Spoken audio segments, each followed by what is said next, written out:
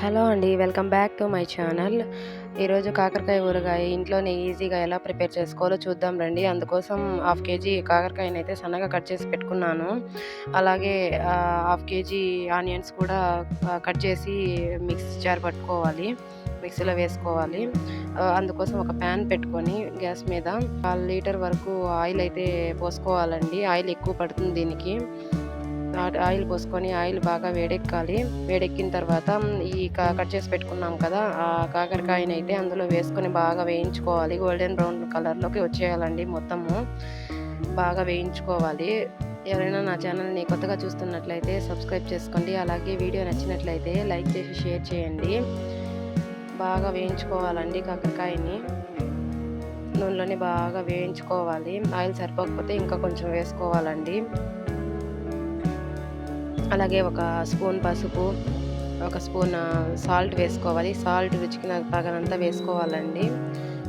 Last వరకు చూసి మితంగా వేసుకోవాలి.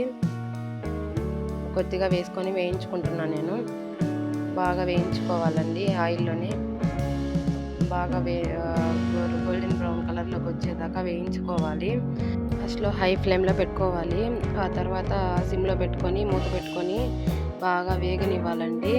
మూత పెట్టేసి మనం మిగతా ప్రాసెస్ చూసేద్దాము.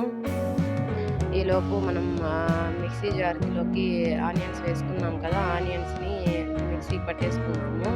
మెత్తగా పేస్ట్ లాగా చేసుకోవాలండి.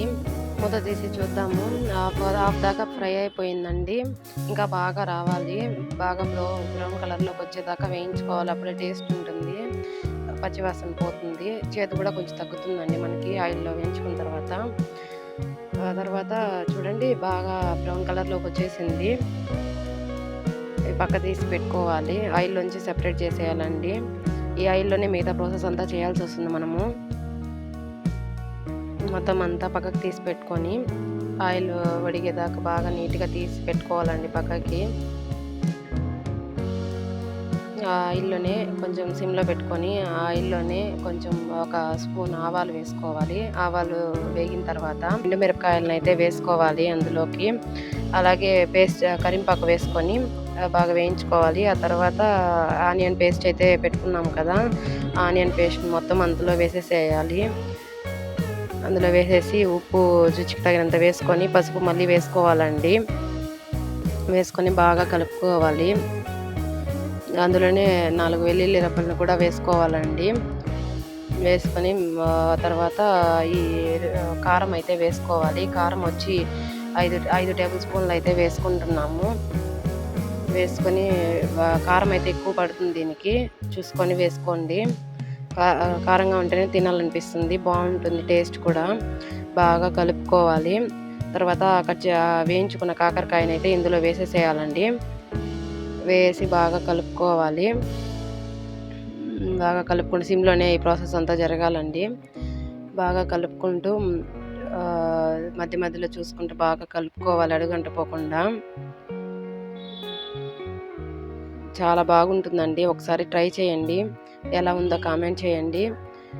అన్నంలోకి అయితే చాలా బాగుంది. కాకరకాయ తినని వాళ్ళు కూడా దీన్ని ఇష్టపడతారు. సిమ్లో పెట్టుకొని మూత పెట్టుకోవాలి. మూత పెట్టుకొని కాసేపు అలాగే వదిలేసేయాలి. ఒక 10 మినిట్స్ అలాగే వదిలేసారంటే బాగా రెడీ అయిపోతుంది కర్రీ. చూడండి చాలా అంటే చాలా బాగుంటుందండి.